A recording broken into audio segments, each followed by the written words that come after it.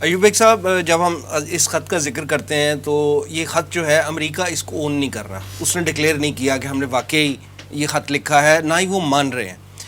اس کے مقابلے میں افغانستان میں جب یہ خبر آئی ہے تو اس کے بعد افغان صدارتی محل نے اس خط کی تصدیق کی ہے ریسیو ہونے کی۔ اس کے علاوہ جو افغان نائب صدر ہیں امراللہ صالح صاحب، انہوں نے اس خط کے مدرجات کو کرٹیسائز کیا ہے اور ریجیکٹ کیا ہے، بلکہ اس خط کی کاپی جو ہے وہ بی بی سی کو بھی ریسیو ہوئی ہے۔ لیکن ہم دیکھتے ہیں کہ افغانستان کی طرف سے، افغان حکومت کی طرف سے کوئی آفیشیل موقف، کوئی آفیشیل ریاکشن جو ہے وہ نہیں آیا، اور اسی طرح پاکستان کی طرف سے بھی اس خط کے حوالے سے کوئی ریاکشن نہیں آیا۔ آپ کے خیال میں اس کی کیا وجہ؟ بسم اللہ الرحمن الرحیم۔ وسیم صاحب، اصل میں یہ اس ڈیپ سٹیٹ کے منصوبوں کی عکاسی کرتا ہے یہ خط، کہ اصل میں اس کے منصوبے ہیں کیا۔ میری نظر میں امریکہ کی جو ڈیپ سٹیٹ ہے اس نے اس لیے مدد کی، یا میں کہہ سکتا ہوں، میں یہ تو نہیں کہتا کہ ان کا یہ کام سارا انہی نے کر دیا، لیکن ٹرمپ کو نکالنے میں اور جو بائیڈن کو لانے میں یہ بات تھی کہ ٹرمپ ان کی لائن پہ نہیں چل رہا تھا۔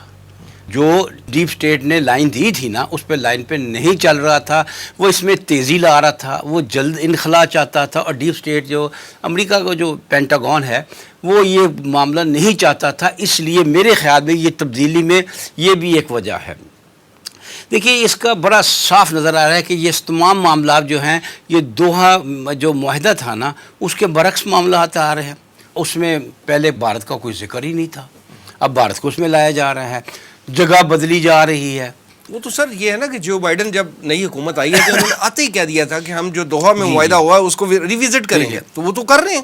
اور سب باتوں کی بات جو ہے کہ امریکہ سمجھتا ہے کہ میں خطے کا بادشاہ ہوں، شہنشاہ ہوں، میں خطے کا خدا ہوں، جنگل کا بادشاہ، میں بادشاہ جنگل کا نہیں، سارے بر و بحر کا بادشاہ ہوں، میں میری مرضی کے بغیر کیا ہو سکتا ہے، یہ ظاہر کرتی ہے بات۔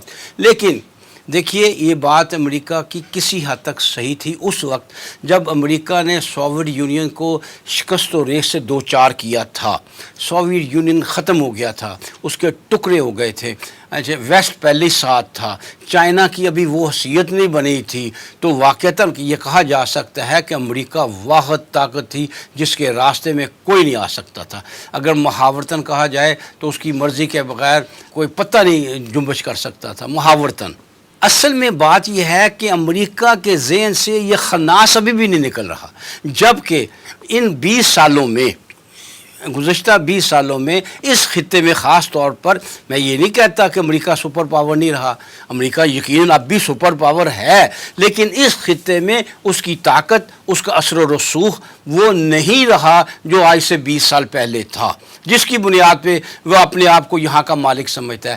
اب اس کے مقابلے میں ایک قوت ابھری ہے اور بڑے زوردار انداز میں ابھری ہے۔ ظاہر ہے چائنا ابھرا ہے، امریکہ کے روکنے کے باوجود ابھری ہے سامنے۔ اب امریکہ کی وہ طاقت نہیں ہے کہ وہ یہ سمجھے کہ میری مرضی بغیر یہاں پتہ جنبش نہیں کر سکتا۔ تو ایک تو یہ امریکہ کا یہ سمجھنا جو ہے نا، وہ یہ اس خط کے مندرجات ظاہر کرتے ہیں کہ امریکہ بھی یہ سمجھتا ہے اپنے آپ غلط فہمی میں ہے، اس غلط فہمی میں ہے، یا یوں بھی کہہ لیجئے کہ کیونکہ امریکہ اگر سمجھتا بھی ہوگا نا کہ میں اب وہ طاقت نہیں رہی، تو اصل مقصد کیا ہے؟ اصل مقصد یہ ہے کہ ڈسٹربنس قائم رہے، بے چینی رہے، یہاں قتل و غارت ہوتا رہے، یہاں خون ریزی ہوتی رہے، تاکہ اگر میرے مقاصد یہاں حل نہیں ہوتے، میری مرضی کے مطابق یہاں معاملات کو نہیں چلایا جاتا، کوئی اور بھی دخل نہ دے سکے۔ یہ بھی ممکن ہے۔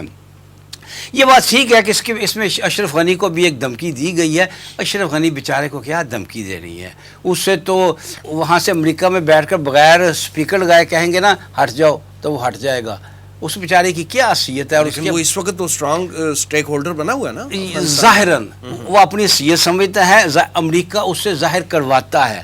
امریکہ کہتا ہے تم اپنے آپ کو ظاہر کرو، میں تمہارے پیچھے ہوں، لیکن جب امریکہ حقیقتاً پیچھے ہٹ جائے گا تو بس وہ یوں ہی گرے گا جیسے کسی اسٹیچو کو آپ نے ذرا کھڑا کیا ہوتا ہے ہاتھ کا سہارا دے کر، آپ ہاتھ کھینچ لیتے ہیں، بت گر جائے گا۔ اس کا حیثیت تو وہ ہے۔ خط کے ریاکشن کے حوالے سے بتائیے کہ کوئی ریاکشن پاکستان کی طرف سے بھی نہیں آیا۔ دیکھیں، پاکستان کے وزارت خارجہ نے ایک بیان تو دیا ہے، خط کا حوالہ دے کر نہیں کیا۔